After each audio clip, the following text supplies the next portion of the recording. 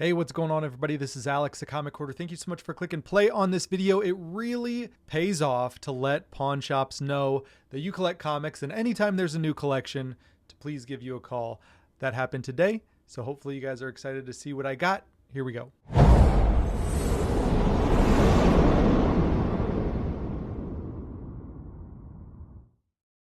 This video is sponsored by the Shortbox app. It's the easiest and safest way to buy comic books online. They now have raw comic books, so there's a link in the description below to download the app and start shopping or selling today. I try to find comic books wherever I can, and pawn shops has actually been a place where I've been able to find some pretty decent comic books. And so I always try to buy when there's comic books, just so they know that I'm a buyer and I'm serious about comic books, and I'm not just saying that I want comic books and then when they bring me a collection, I don't buy anything. So today was kind of a little half and half. These are not normally books that I'd spend money on, but they're $3 a piece. So I picked up as many as I could out of the short box that they had. And I'll try to put up like a picture of what they had or a little video of what I was flipping through. There was some Marvel and some DC, which you'll see here in a second. They also had some Charlton, which I wasn't too excited about, and maybe some Whitman in that short box. But I think I did, for the most part, pick up some pretty good books. The first one is Detective Comics number 437. And this one is, I believe, a key because of the all-new Manhunter. Pretty, low grade, 3.0, 3.5 grade. But yeah, it's pretty cool. Solid Bronze Age comic. Next up is this gigantic 100-page for only 60 cents Detective Comics number 445. All of these are in comparable grade as far as the DC goes, like 3 to 4 grade range. This one is probably in that 4.0 grade range. But yeah, Detective Comics Bronze Age stuff. These are, let's see, from the mid 70s. So I thought that was pretty cool to pick up. This one is Detective Comics number 447. This is the way it began, and this is the way it ends. So pretty neat cover there. Detective Comics number 503. You've got Batgirl, Robin, and a Scarecrow Batman. That's kind of cool. Here is Detective Comics number 508, and this is from 1981. So I was just picking up all the Detective Comics that they had. I thought they were pretty neat. I got 2 copies of Detective Comics number 512. Both are pretty decent. And then Detective Comics number 521 with Green Arrow. Green Arrow is in every issue, and this is a Jim Aparo cover. They also had a couple Captain America books. This is the only one I picked up for some reason. Maybe this one snuck into the pile. I had 21 books, so maybe this was the 21st book that kind of snuck into the pile.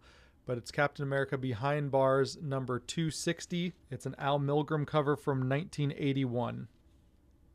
And then the pawn shop had a stack or a section of Eternals books. They did not have Eternals number 1, but I thought these ones were definitely worth picking up because Eternals 1 through like 15, every single book is a key. All right, so for these books, I'm going to try to mention as much of the keynotes as possible. This is the Eternals number 2, and it is the first appearance of Ajax, the first appearance of the Celestials, and the first appearance of Arishem, the Judge. So I'm happy to have that one. This is Eternals number 3, and this is the first appearance of Circe and the first cover appearance of Icarus.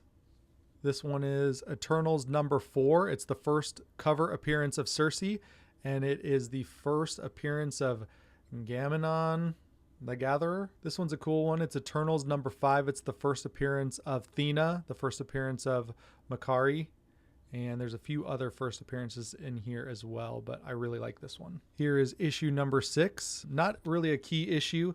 It's from 1975. Great Jack Kirby cover, though, regardless. Here's Eternals number 7. There's a lot of first appearances in this one. The only one that I really know is Isan the Searcher. So very cool issue number 7.